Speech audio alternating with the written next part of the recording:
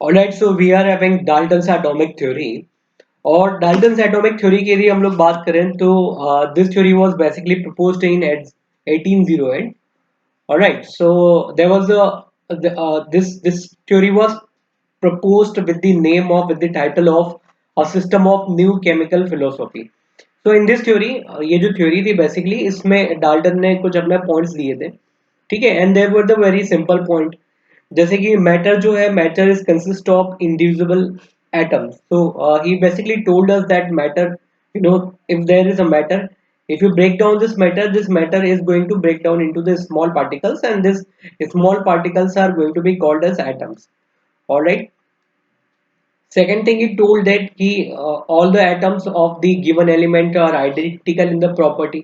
तो इसका मतलब क्या है? इसका मतलब ये है कि जैसे आपने गोल्ड को यदि सिलेक्ट किया हुआ है, तो let's say you are having gold, और गोल्ड के एक एटम की यदि हम लोग बात करें तो गोल्ड का एक एटम मान लीजिए यदि इस तरीके से होता है येलो कलर का, तो बाकी आप कोई से भी एटम गोल्ड के देखेंगे तो वो आपको किस तरीके का दिखेगा? सेम टाइप का दिखेगा। ठीक है, दैट मीन्स कि इसकी जो एटम है एयू के, इन सारे एटम की प्रॉपर्टी जो है, ठीक है, प्रॉपर्टी से मेरा मतलब क्या है? प्रॉपर्टी से मेरा मतलब ये है कि फिजिकल प्रॉपर्टी। ठीक है, फिजिकल प्रॉपर्टी में क्या क्या चीजें आ जाती है? तो फिजिकल प्रॉपर्टी में कलर आ जाता है, ठीक है, उसका टेक्सचर आ जाता है। So all these are going to be same. तो गोल्ड के किसी भी अलग अलग एटम को यदि आप कंपेयर करेंगे तो उसकी फिजिकल प्रॉपर्टी में कोई चेंज नहीं आने वाला है। And again we are having the chemical property. ठीक है, तो केमिकल प्रॉपर्टी की यदि हम बात करें तो केमिकल प्रॉपर्टी जो है इन एटम्स की, that is also going to be same.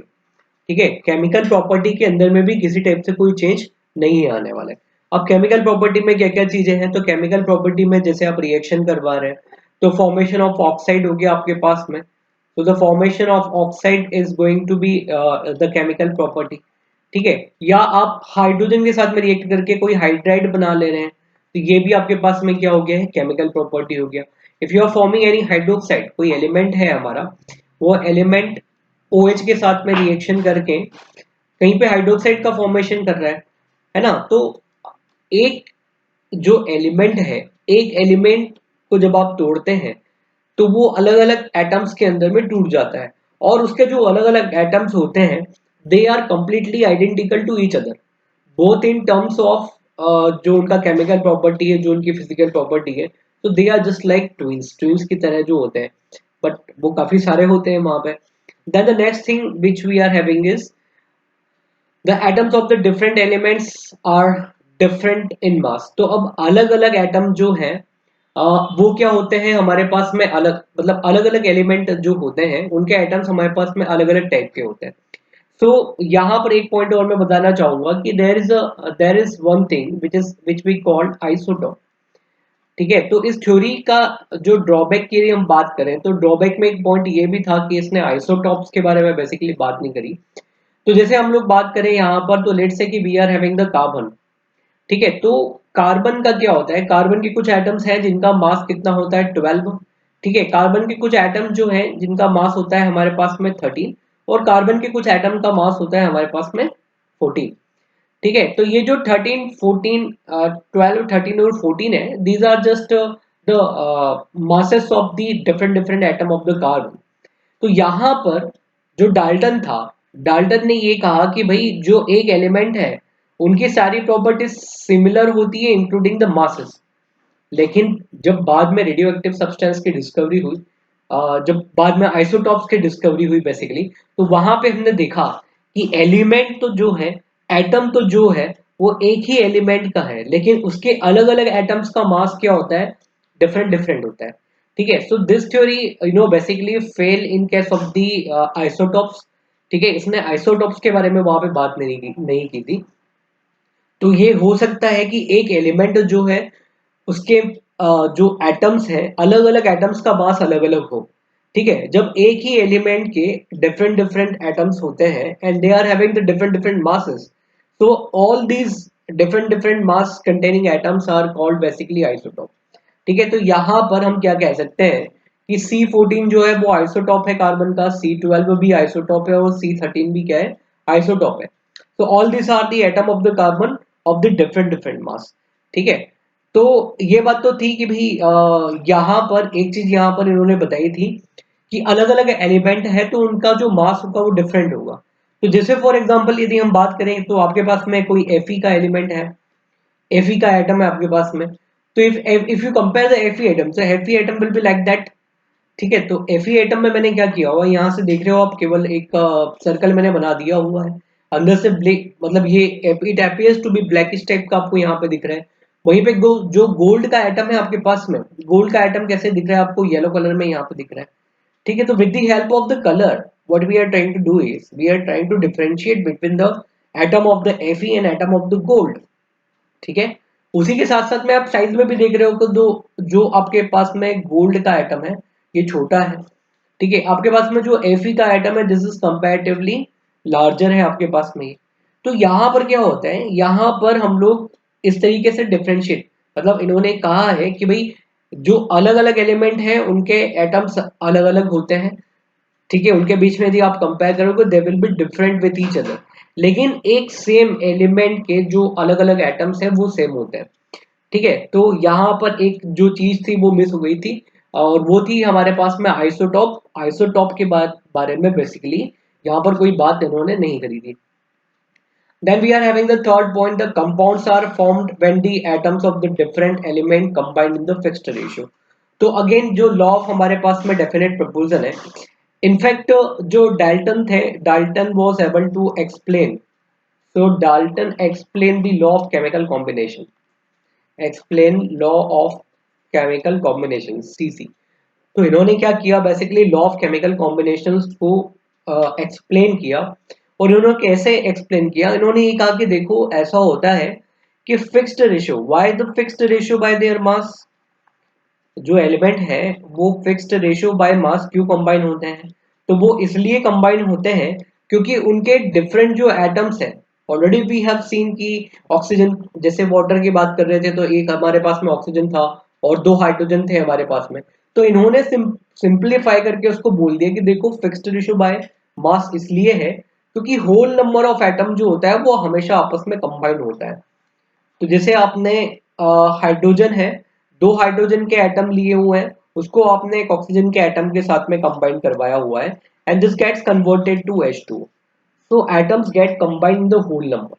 ठीक है, ऐसा नहीं हो सकता है कि आधा आपने जो है वो हाइड्रोजन का आइटम ले लिया और एक आपने ऑक्सीजन का आइटम ले लिया and you combine it like that. तो इस तरीके की चीजें पॉसिबल नहीं है। Atom do combine in the whole number and that is to in the fixed ratio. ठीक है, तो that is why he was able to explain law of जो हमारे पास में डेफिनेट प्रोपोजन है, या लॉ ऑफ हमारे पास में कांस्टेंट कंपोजिशन है, लॉ ऑफ मल्टीपल प्रोपोजन है, that could be explain on the basis of Dalton's atomic theory. ठीक है, सो अगेन जो यहाँ पे इन्होंने मेंशन किया था कि atom is the thing which can neither be created. तो एज यूजुअल एटम को ना तो आप क्रिएट कर सकते हैं, ना ही आप एटम को क्या कर सकते हैं, डिस्ट्रॉय कर सकते हैं। सो अगेन यहाँ पर जो एटम है, that atom will remain there, you will not be able to destroy that particular atom. Alright, तो ये हमारे पास में क्या था, ये हमारे पास में डाल्टन्स एटॉमिक थ्योरी थी। डाल्टन एटॉमिक थ्योरी, अगेन जो चीज बची इसमें, Dalton atomic theory could explain the law of chemical combination, however it could not explain the law of gaseous volume। ठीक है, तो जो हम लोगों ने पढ़ा था Gay Lussac's law, basically that Gay Lussac's law could not be explain on the basis of the Dalton theory. ये बेसिकली हमारे पास में एक ड्रॉबैक था। ठीक है, मतलब ये बेसिकली जो है हमारे पास में एक ड्रॉबैक था डाल्टन एटॉमिक थ्योरी का। So that's what is from the Dalton's atomic theory. I hope कि सारी चीजें क्लियर हुई होगी आप लोगों को। सबसे पहली बात क्या है कि भाई मैटर को यदि आपने तोड़ा तो मैटर को तोड़ने से आपको क्या मिलेंगे, तो मैटर को तोड़ने से आपको मिलेंगे एटम्स। ठीक है, तो यहाँ पर हम लोग एक फ्लो चार्ट में देख लेते हैं। ये हमारे पास में मैटर था, मैटर को आपने स्प्लिट कर दिया तो आपको क्या मिल गया, यहाँ पे एटम मिल गया। अब एटम क्या है आपके पास में, सेम हो सकते हैं। ठीक है, और एटम आपके पास में डिफरेंट हो सकते हैं। ठीक है, तो सेम आपके पास में एटम कब होने वाले हैं, जब वो सेम एलिमेंट से आ रहे हो। तो सेम एलिमेंट के जो एटम है they are identical with each other in the all aspect. ठीक है, वहीं पे जो डिफरेंट एलिमेंट है, डिफरेंट एलिमेंट के एटम्स जो होते हैं वो डिफरेंट होते हैं। ठीक है, उसके बाद में हम लोगों ने एक और चीज की बात करी थी कि he does not talks about the isotopes. तो आइसोटॉप्स बेसिकली क्या होते हैं? आइसोटॉप्स हमारे पास में एक एलिमेंट है, एक एलिमेंट के एटम है जो कि डिफरेंट डिफरेंट मास वाले हैं। ठीक है, तो atoms of the different mass, ठीक है, they are basically called isotopes only है। ठीक है ना? और यहाँ पर तो क्या है, डिफरेंट डिफरेंट एलिमेंट से हो गया, कंपाउंड ही आपके पास में डिफरेंट हो गया।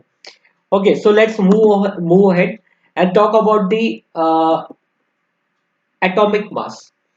एटॉमिक मास में सिंपल सी बात ये है कि आपके पास में कोई भी एक एटम है, जैसे मान लो आपके पास में हाइड्रोजन है, आपके पास में ऑक्सीजन है, आपके पास में कार्बन है, या आपके पास में सल्फर है, या कोई भी आपके पास में एक एलिमेंट हुआ, उस एलिमेंट का एक एटम आपके पास में हुआ।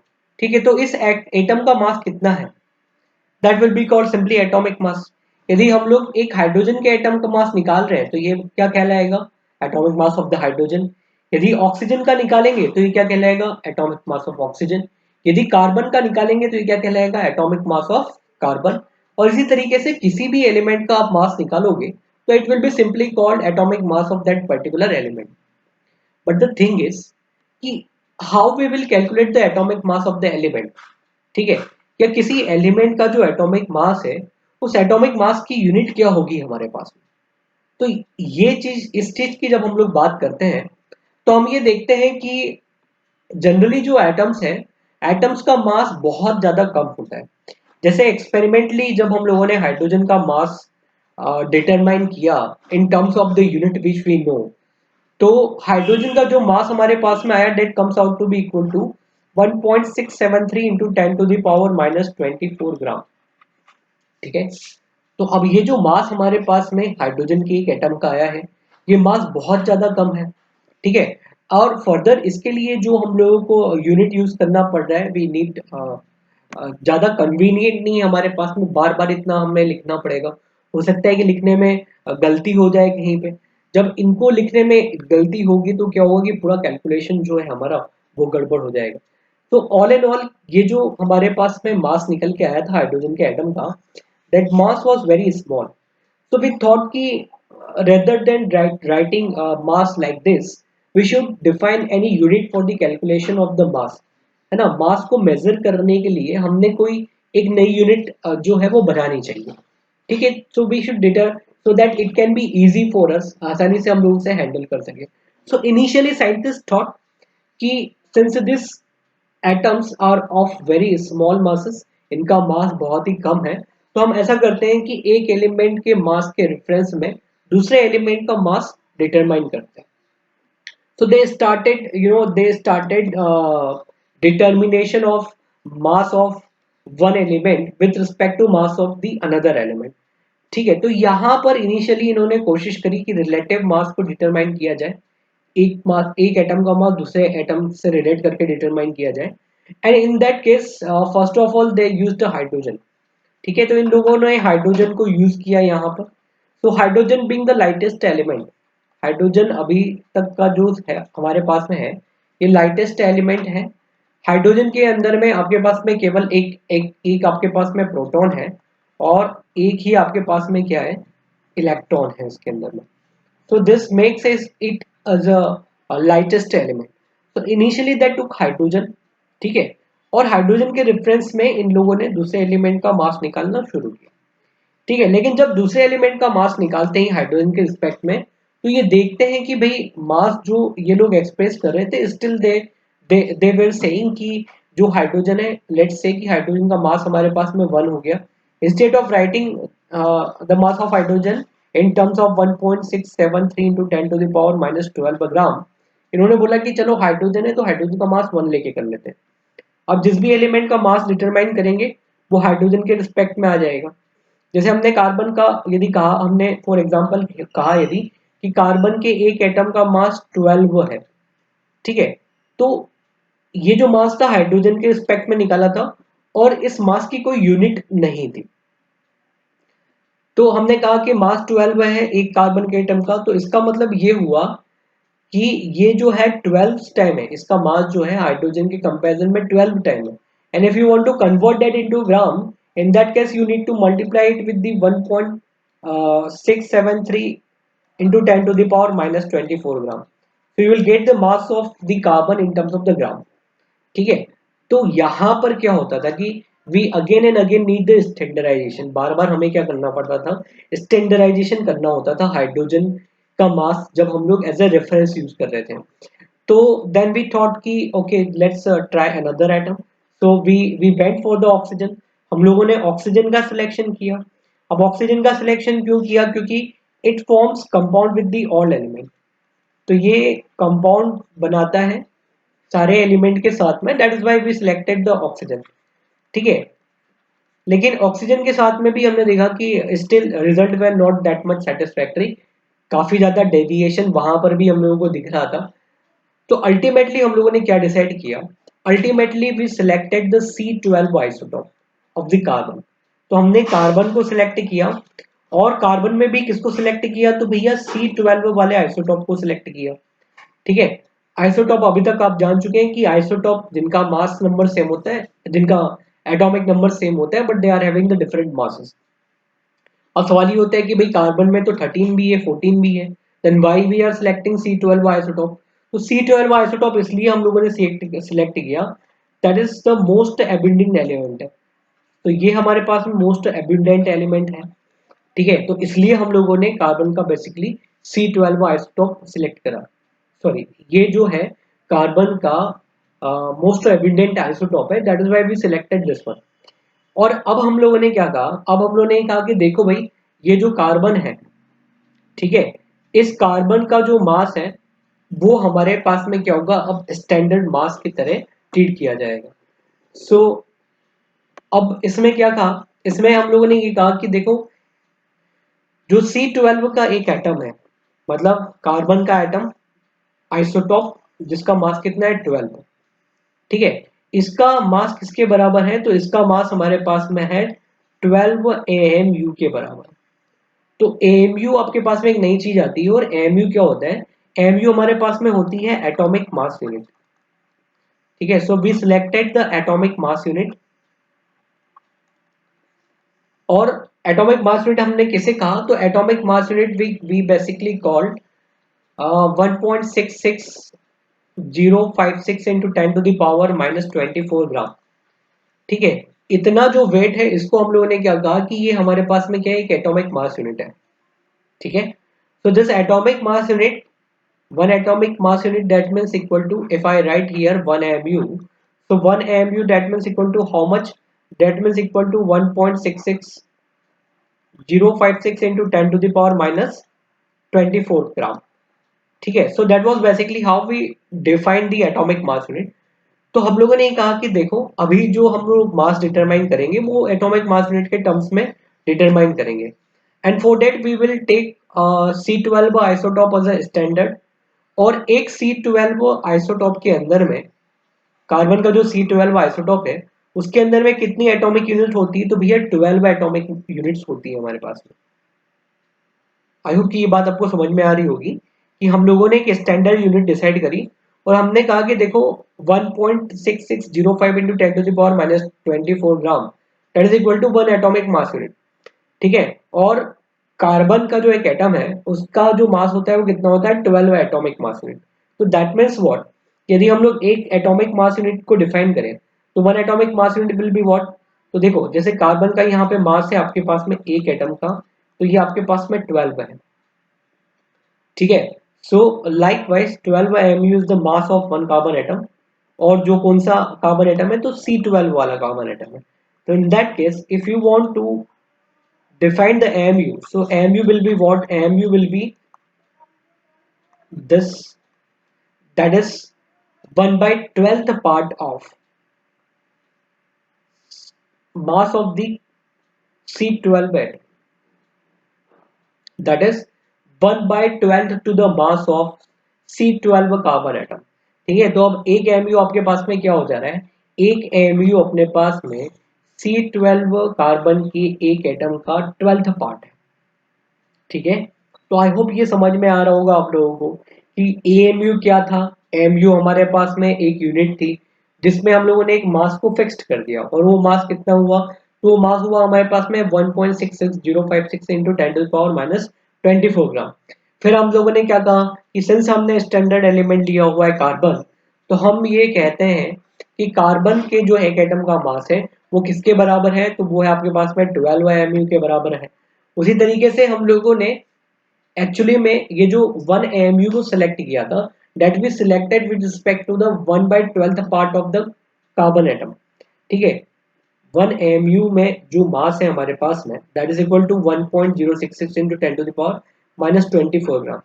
हैव यू एवर थॉट कि why we selected this much mass only, हम लोगों ने इससे ज्यादा क्यों नहीं लिया, हम लोगों ने इससे कम क्यों नहीं लिया? So that was standard because that was 1/12th part of that C12 isotope of the carbon। ठीक है, तो 1 एमयू को हम लोगों ने कहा कि भाई ये तो 1/12th पार्ट है एक कार्बन के एटम के मास के बराबर। ठीक है, जो कि किसके बराबर होता है, जो कि होता है अपने पास में 1.66056 into 10⁻⁻24 ग्राम। तो that's how that atomic mass unit comes into the play. ठीक है, और फिर हम लोगों ने क्या करा कि बाकी सारे एलिमेंट का जो मास है वो किसके टर्म्स में डिफाइन कैलकुलेट करना स्टार्ट किया। So we started calculating mass of the element in terms of the atomic mass unit. ठीक है, तो अब यदि हम लोग बात करें यहाँ पे, just let me clear it, यदि हम लोग यहाँ पर बात करें कि हाइड्रोजन के एटम का मास एमयू में कितना होगा, so let's calculate it. So the mass of hydrogen in MU, तो एमयू में आपके पास में कितना होगा, तो आप सिंपल सिंपल सी बात है, आप डिवाइड कर दो मास ऑफ हाइड्रोजन। तो मास ऑफ हाइड्रोजन आपके पास में कितना है, 1.67 इंटू 10⁻⁻24 ग्राम, और इसको आप किसके साथ में डिवाइड करेंगे, तो you will divide it with the mass of 1/12th part of the C12 isotope of the carbon, and that is equal to 1.66056 into 10 to the power आपके पास में कितना हो गया, -24 gram. So if you calculate it out, so you will find it equal to the 1.0078। ठीक है, मतलब मास of hydrogen atom जो है, so the mass of one hydrogen atom in terms of the AMU will be equal to how much, that will be equal to 1.0078, या हम लोग कहें कि that will be equal to 1.008 in terms of AMU। ठीक है, तो इस तरीके से हम लोगों ने क्या करा, बाकी एलिमेंट का वहां पे मास डिटरमाइन कर लिया। ठीक है, और फिर वही है कि नेक्स्ट लाइन में इसने वही चीज करी है कि दैट इज जो मास ऑफ 1 एमयू है ये कितना है हमारे पास में, तो ये हमारे पास में 1.66 है। ये कहाँ से आया हमारे पास में, तो ये हम लोगों ने कार्बन के एक एटम का 12th पार्ट लिया था वहां पे। तो that's how we going to get this one. So I hope कि ये आप लोगों को क्लियर हुआ होगा कि एटॉमिक मास क्या है। एटॉमिक मास बेसिकली आपके पास में मास है एक कार्बन के एटम का। इसको आप अलग अलग तरीके से एक्सप्रेस कर सकते हैं। जो केमिस्ट्री है, केमिस्ट्री के अंदर में हम लोगों ने एक स्टैंडर्ड यूनिट डिफाइन करी हुई है, जिसको हम लोग एटॉमिक मास यूनिट कहते हैं। और इस एटॉमिक मास यूनिट की हेल्प से हम लोग क्या करते हैं, बेसिकली मास को डिटरमाइन करते हैं। लेकिन आजकल एक और नया कन्वेंशन हम लोगों ने यूज किया हुआ है। तो instead of writing it in terms of the AMU, AMU के टर्म्स में लिखने के बजाय जो यूनिट है उसको हम लोग किस में लिखते हैं, उसको हम लोग लिख देते हैं यू के टर्म्स में। This AMU is basically replaced by you. AMU का मतलब क्या होता था हमारे पास में, एएमयू का मतलब होता था हमारे पास में एटॉमिक मास यूनिट। ठीक है, लेकिन आजकल हम लोग इसकी जगह क्या यूज कर रहे हैं, सिंबल यू यूज कर रहे हैं। और यू का मतलब क्या होता है हमारे पास में, यूनिफाइड यूनिट होता है basically. Alright, so that was what from the atomic mass unit and the Dalton's atomic theory।